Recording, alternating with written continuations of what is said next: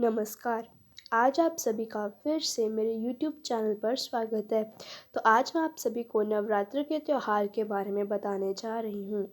तो इस वीडियो में मैं आपको बताऊंगी कि हम नवरात्रि का त्यौहार क्यों मनाते हैं, इसके पीछे क्या मान्यताएं हैं और किन 9 देवियों की पूजा की जाती है। तो चलिए शुरू करते हैं। जब भी बात नवरात्रि की आती है तो हमारा दिमाग पाठ पूजा, देवी माँ की अर्चना आरती तक ही सीमित रह जाता है। लेकिन क्या आप जानते हैं कि नवरात्र का त्यौहार क्यों मनाया जाता है? इसकी मान्यता क्या है? सदियों से हम नवरात्र का त्यौहार मनाते आ रहे हैं, व्रत रखते आ रहे हैं। देश के अलग अलग हिस्सों में अलग अलग तरीक़ों से इस त्यौहार को मनाया जाता है। कहीं कुछ लोग पूरी रात गरबा और आरती कर नवरात्र के व्रत रखते हैं, तो वहीं कुछ लोग व्रत और उपवास रख माँ दुर्गा और उसके 9 रूपों की पूजा करते हैं। लेकिन इस नवरात्र के पीछे असल कहानी क्या है? इससे जुड़ी एक पौराणिक कथा है। महिषासुर नाम का एक बड़ा ही शक्तिशाली राक्षस था। वो अमर होना चाहता था और उसी इच्छा के चलते उसने ब्रह्मा की कठोर तपस्या की। ब्रह्मा जी उसकी तपस्या से खुश हुए और उसे दर्शन देकर कहा कि उसे जो भी वर चाहिए वो मांग सकता है। महिषासुर ने अपने लिए अमर होने का वरदान मांगा। महिषासुर की ऐसी बात सुनकर ब्रह्मा जी बोले, जो इस संसार में पैदा हुआ है उसकी मौत निश्चित है, इसीलिए जीवन और मृत्यु को छोड़कर जो चाहो मांग लो। ऐसा सुनकर महिषासुर ने कहा, ठीक है प्रभु, फिर मुझे ऐसा वरदान दीजिए कि मेरी मृत्यु ना तो किसी देवता या असुर के हाथों हो और ना ही किसी मानव के हाथों, अगर हो तो किसी स्त्री के हाथों हो। महिषासुर की ऐसी बात सुनकर ब्रह्मा जी ने तथास्तु कहा और चले गए। इसके बाद तो महिषासुर राक्षसों का राजा बन गया और देवताओं पर आक्रमण कर दिया। देवता घबरा गए। हालांकि उन्होंने एकजुट होकर महिषासुर का सामना किया, जिसमें भगवान शिव और विष्णु ने भी उनका साथ दिया। लेकिन महिषासुर के हाथों सभी को पराजय का सामना करना पड़ा और देवलोक पर महिषासुर का राज हो गया। महिषासुर से रक्षा करने के लिए सभी देवताओं ने भगवान विष्णु के साथ आदिशक्ति की आराधना की।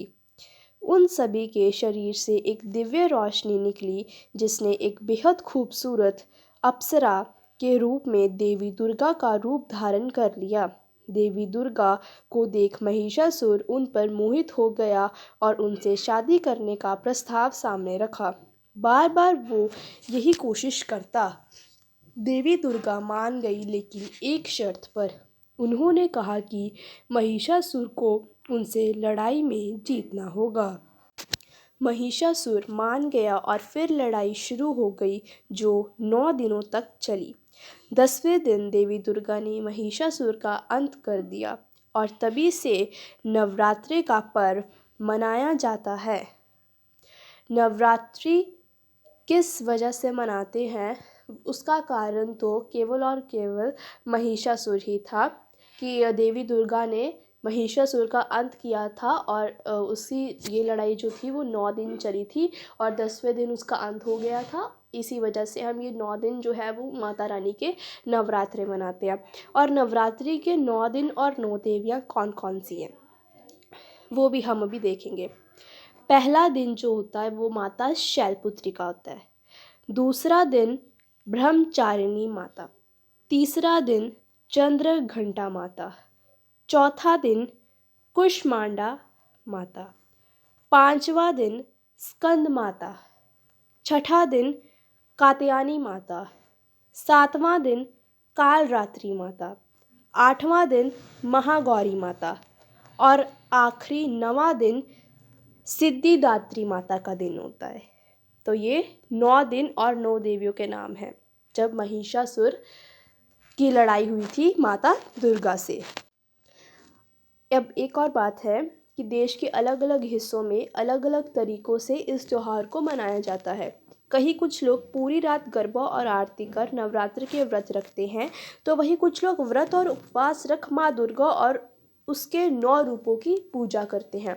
9 रूप कौन से हैं? जो ये 9 दिन और 9 देवियाँ हैं, जैसे माता शैलपुत्री, माता ब्रह्मचारिणी, माता चंद्रघंटा, माता कुष्मांडा, माता स्कंद माता, माता कात्यायनी, माता कालरात्रि, माता महागौरी, माता सिद्धिदात्री। तो ये 9 दिन और 9 देवियाँ जो हैं, यही माता रानी के 9 रूपों की पूजा हम जो है वो 9 दिन करते हैं। नवरात्रि के 9 दिन हम इन्हीं 9 देवियों की पूजा करते हैं। तो कुछ लाइनें पढ़ेंगे अब हम माँ दुर्गा के ऊपर कि यूं ही नहीं झुकती दुनिया तेरे दर पे, तकदीरें बनती हैं मैया तेरे दर पे। माता रानी वरदान ना देना हमें, बस थोड़ा सा प्यार देना हमें, तेरे चरणों में बीते ये जीवन सारा, एक बस यही आशीर्वाद देना हमें। जय माता दी। लोगों ने कुछ दिया तो सुनाया भी बहुत है, हे माँ दुर्गे एक तेरा ही दर है जहाँ मुझे कभी ताना नहीं मिला। जय माता दी। बिन बुलाए भी जहाँ जाने को जी चाहता है, वो चौखट ही है तेरी माँ जहाँ ये बंदा सुकून पाता है। तो मेरी इस वीडियो को देखने के लिए आपका बहुत बहुत धन्यवाद। और मैं आशा करती हूँ कि इस नवरात्रि आपका और आपके घर परिवार सबके ऊपर माता दुर्गा का हाथ बना रहे, आप सभी के घर में सुख समृद्धि आए और माता रानी का आशीर्वाद हमेशा आपके घर में बना रहे।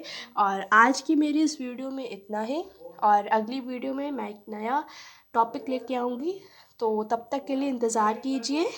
जय माता दी।